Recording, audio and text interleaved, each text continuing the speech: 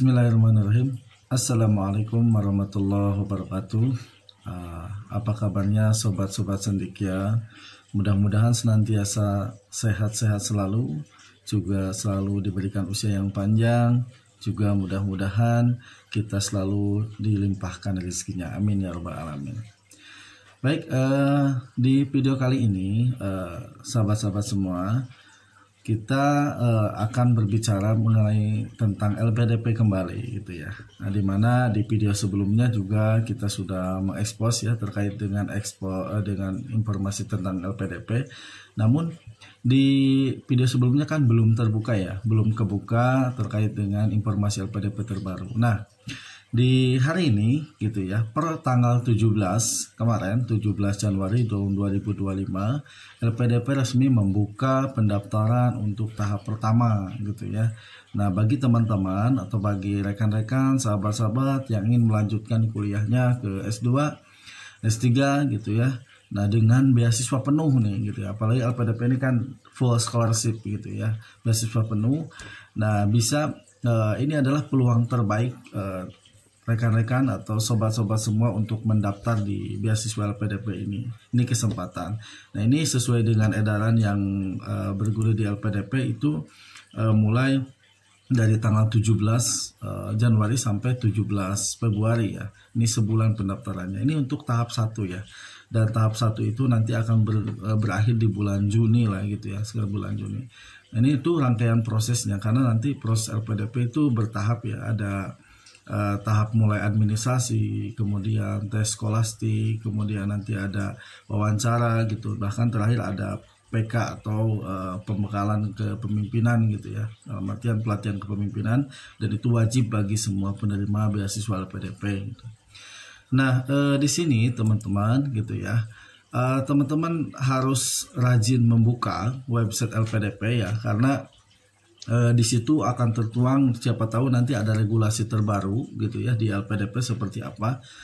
Nah, di sini tahap pertama saya ingin bahas terkait dengan bagaimana cara mempersiapkan dokumen aplikasi dengan sempurna. Nah, ini teman-teman nanti datang ke website LPDP ya, di situ nanti di sini gitu ya, di website LPDP. Nah, teman-teman bisa kunjungi website LPDP. Ini sekalian saya buka bahwa pendaftaran ini saya buka per tanggal 21 Januari ya. Ini tepatnya adalah hari Selasa, di mana pendaftaran ini masih terbuka sekitar 26 hari gitu ya, 26 hari ke depan. Nah, ini takutnya ada regulasi terbaru di LPDP sehingga rekan-rekan harus mulai baca gitu ya di sini. Nah, apalagi di sini tahap-tahapnya ya gitu berakhir di bulan Juli seperti yang tadi saya sampaikan. Itu ada seleksi administrasi, seleksi bakat skolastik, dan juga dengan substansi. Nah, ini dan terakhir tadi nanti ada PK atau pelatihan kepemimpinan. Nah, itu adalah sesuatu yang wajib gitu ya. Nah, di sini teman-teman untuk terkait dengan tadi dokumen ya gitu. Jadi tahap pertama ya teman-teman ini bisa melihat ya. Jadi dokumen nanti ada yang online form gitu ya, kemudian diunggah. Nah, ini dipastikan semua data-data itu sesuai teman-teman ya, biodata diri, kartu tanda penduduk, scan ijazah gitu ya, S1, S2 gitu, semuanya gitu ya, ini sesuai lengkap persis seperti yang diminta oleh LPDP gitu. Jangan sampai kita mengupload dokumen yang memang tidak ada kaitannya, ataupun misalnya salah satunya surat rekomendasi misalnya dari akademisi atau tokoh masyarakat. Nah, ini tidak diupload atau tidak sesuai dengan format yang disediakan oleh PDP. Nah, ini bisa mempengaruhi teman-teman terkait dengan kelancaran dan kelulusan administrasi gitu ya. Nah, ini apalagi di sini tuh bagi dosen yang sudah mengajar juga diminta istilahnya terkait dengan status dosennya. Ini banyak sekali ya. Intinya kalau terkait dengan dokumen ya gitu, ini teman-teman tinggal diperiksa kembali gitu ya. Kemudian cara mempersiapkan dokumen apa yang disiapkan dulu, dan LPDP memang kita masih bisa online ya, dalam artian bisa mengisi nyicil gitu ya, baru nanti upload dokumen terakhir, dan jangan disubmit sebelum komplit begitu ya, dibaca.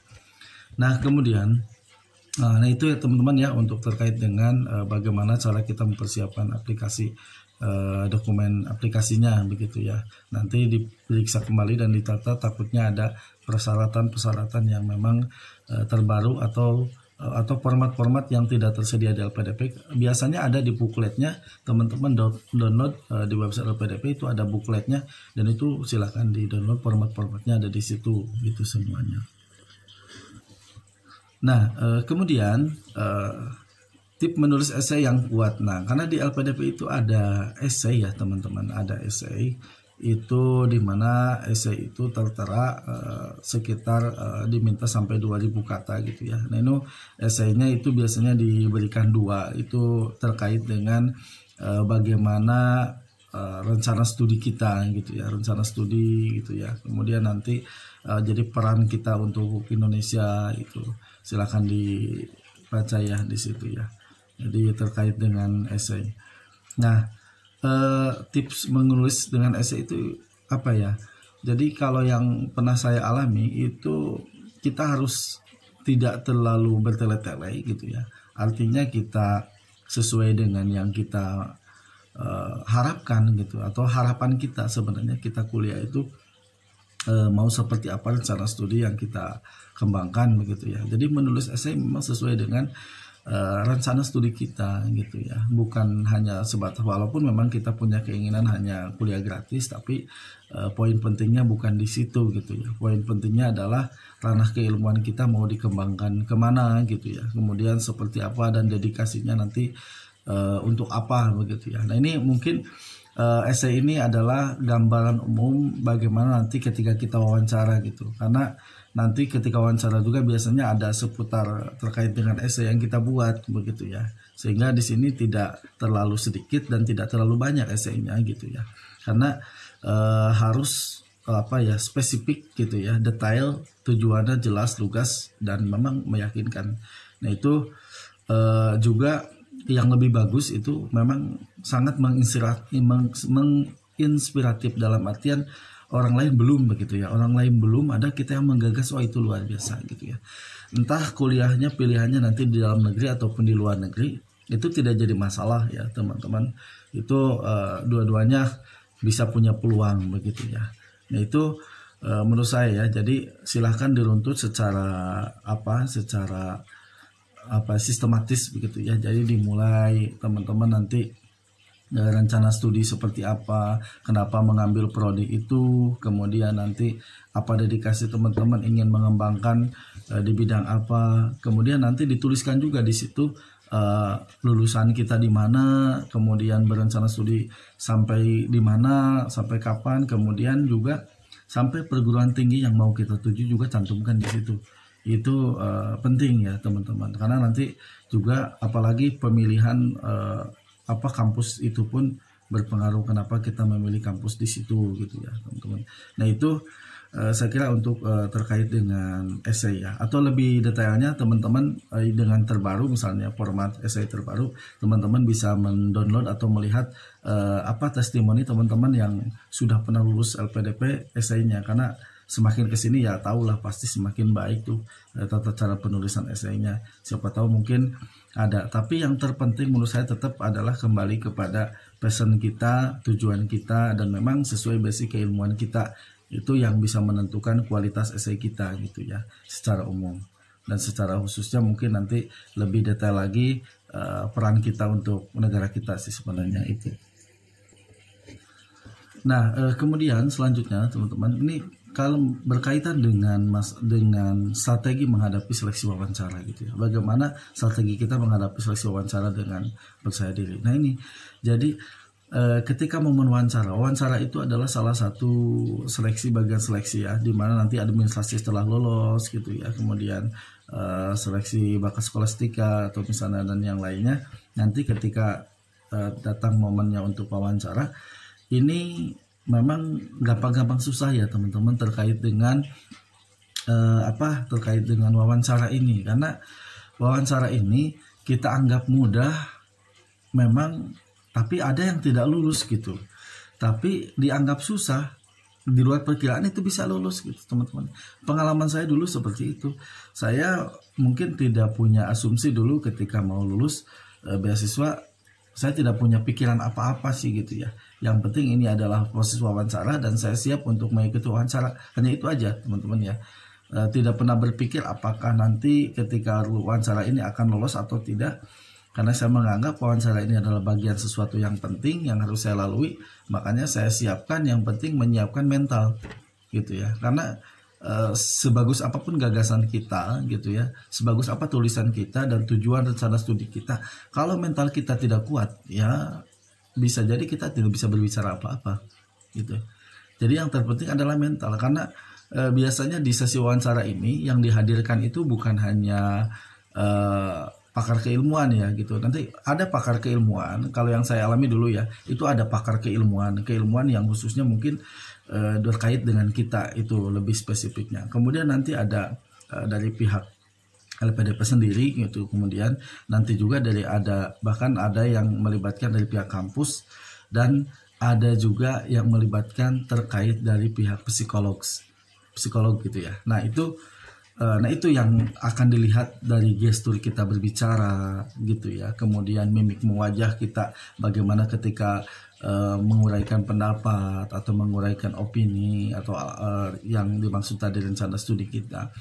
Kemudian look kita seperti apa gitu ya, gestur kita seperti apa, kemudian dari bagaimana cara kita menyampaikan. Nah itu mungkin jadi salah satu bagian penilaian juga gitu ya. Jadi makanya yang terpenting menurut saya di momen sesi wawancara ini adalah mental teman-teman. Jadi kita harus punya mental, meyakinkan bahwa memang kita kuliah ini bukan mengambil opsi beasiswa ini, memang kita punya tujuan yang jelas, yang kuat, yang memang sesuai dengan cita-cita kita, keinginan kita. Bukan hanya sebatas ikut aja gitu ya, formalitas, iseng-iseng berhadiah. Ya memang namanya beasiswa biasanya iseng-iseng berhadiah itu coba-coba tiba-tiba lolos. Tapi ini memang perlu diseriusi juga teman-teman, apalagi saingan kita kan banyak sekali gitu ya untuk yang mengikuti beasiswa LPDP ini. Jadi kalau kita tidak diantisipasi dengan kuat, jangan pernah walaupun ya jangan berpikir juga kita tidak ada peluang. Ya kita harus tetap optimis teman-teman. Tapi di wawancara ini bisa menjadi kunci bagaimana cara kita meyakinkan. Beda dengan tulisan, itu kan kita tidak melihat, administrasi kita tidak melihat, kemudian esai juga kita tidak melihat bagaimana cara penilaiannya. Tapi wawancara itu kita face to face begitu ya, kita langsung berhadapan dengan mereka, orang-orang yang punya peran begitu ya menyeleksi kita. Nah oleh karena itu memang kita harus benar-benar meyakinkan untuk wawancara ini gitu ya. Nah saya doakanlah mudah-mudahan teman-teman semua bisa lulus gitu ya setelah ketika nanti masuk fase wawancara, mudah-mudahan lulus ya gitu ya. Nah, berdoa saja, amin ya robbal alamin. Mudah-mudahan ya rizkinya, ya namanya rizki itu tidak akan pernah tertukar teman-teman ya gitu ya. Nah, itu aja pesan saya ya. Yang penting adalah optimisme, kemudian mental kita yang harus disiapkan. Selain itu nanti gagasan pun akan keluar sendirinya kalau kita secara pribadi mental kita sudah kuat gitu ya teman-teman. Nah kemudian teman-teman, selain itu kita juga ada nih harus tahu terkait dengan pentingnya memahami visi dan misi LPDP. Nah ini kita harus tahu LPDP secara gambaran umum itu, LPDP itu apa, kemudian pengelolaannya seperti apa, bahkan sedikit banyak kita harus tahu visi misi LPDP itu untuk apa gitu ya. Dan nanti setelah lulus misalnya gitu ya, karena harapan LPDP itu dia memberikan beasiswa sebanyak-banyaknya untuk para kader ataupun para anak-anak bangsa yang berpotensi gitu ya, kemudian yang punya mimpi besar. Bahkan harapannya adalah mereka orang-orang yang diberikan beasiswa oleh PDP itu bisa kembali ke negeri kita, kemudian membangun bangsa ini gitu ya. Karena kebanyakan seperti yang saya sampaikan di video sebelumnya, karena kenapa LPDP berbicara seperti itu? Karena memang banyak sekali orang yang mungkin kuliah di luar atau mencoba berkarir di luar negeri, setelah kuliah misalnya, apalagi, dan keasikan, dan kemudian karena mungkin secara finansial lebih besar, dan mereka enggan untuk kembali ke Indonesia. Nah, oleh karena itu kontraknya dengan LPDP itu biasanya itu adalah harus kembali ke Indonesia. Orang yang kuliah di luar negeri itu harus kembali ke Indonesia. Kemudian kalau kuliah di dalam negeri ya mungkin kembali maksudnya ke kampung masing-masing, dalam artian mungkin ke daerah masing-masing untuk membangun Indonesia, membangun negara kita dari sektor masing-masing dan dari perspektif atau dari keahlian masing-masing, begitu ya. Nah, ini bagus sekali gagasan LPDP seperti ini, sehingga ada nanti program terakhir yang saya sebutkan dengan PK atau pelatihan kepemimpinan. Nah, ini adalah langkah atau seleksi terakhir sebelum rekan-rekan nanti kalau lolos dinyatakan sebagai penerima beasiswa LPDP. Itu ada PK, pelatihan kepemimpinan. Kalau sekarang sih nggak tahu ya, kalau teman saya kemarin bercerita yang lulus itu 5 hari gitu. Nah, kalau saya dulu itu sampai 12 hari gitu ya, untuk PK itu sampai saya dulu pernah di Bogor, kemudian 5 hari, kemudian sampai di di gunung gitu ya, sampai 3 harian lah gitu ya, sampai menginap di sana. Kemudian juga di TNI Angkatan Udara usah dulu gitu ya. Ini digembleng soal istilahnya militansi kenegaraan gitu ya, dalam artian mungkin ya kita ini makanya lagu yang selalu sedih tuh ketika nonton timnas ya, itu kan tanah air itu, aduh lagunya sangat menyayat sekali gitu ya. Dan ketika PK LPDP itu lagu itu selalu menjadi ikonnya gitu ya, sehingga kita kembali untuk tanah air gitu ya. Nah, itu yang selalu mengingatkan. Sehingga nah ini teman-teman juga perlulah gitu ya sedikit banyak mengetahui tentang LPDP, makanya dibaca websitenya, bukan hanya sekedar beasiswanya tapi juga bagaimana sumbangsi yang telah mereka berikan gitu ya untuk kita. Seperti yang saya sampaikan di video sebelumnya ya, LPDP itu mulai berdiri sekitar tahun 2011 teman-teman gitu ya. Dan sedangkan saya termasuk angkatan kelima itu tahun 2013. Dan saya baru kuliah 2014. Loh kok bisa Pak? Misalnya Kang kuliahnya 2014 kemudian lulus LPDP-nya 2013. Bisa ya, karena di LPDP itu kalau regulasi dulu diberikan waktu 1 tahun, karena saya belum dapat LOE gitu ya. Kemudian dan statement dari LPDP itu memberikan waktu bagi penerima beasiswa LPDP waktunya 1 tahun. Jadi dari lulus dinyatakan sebagai penerima beasiswa LPDP, kalau kita belum dapat LOE maka dalam jarak setahun ke depan harus punya LPDP, harus punya LOE gitu ya. Kalau tidak itu bisa kehilangan beasiswa kita. Tapi kalau misalnya diterima memang itu yang harusnya gitu ya. Dan sekarang kan tidak bisa ongoing, jadi 5 bulan menuju kuliah lah gitu ya, itu harus sudah selesai dinyatakan sebagai penerima LPDP, itu paling cepat gitu ya. Paling lambatnya adalah 1 tahun.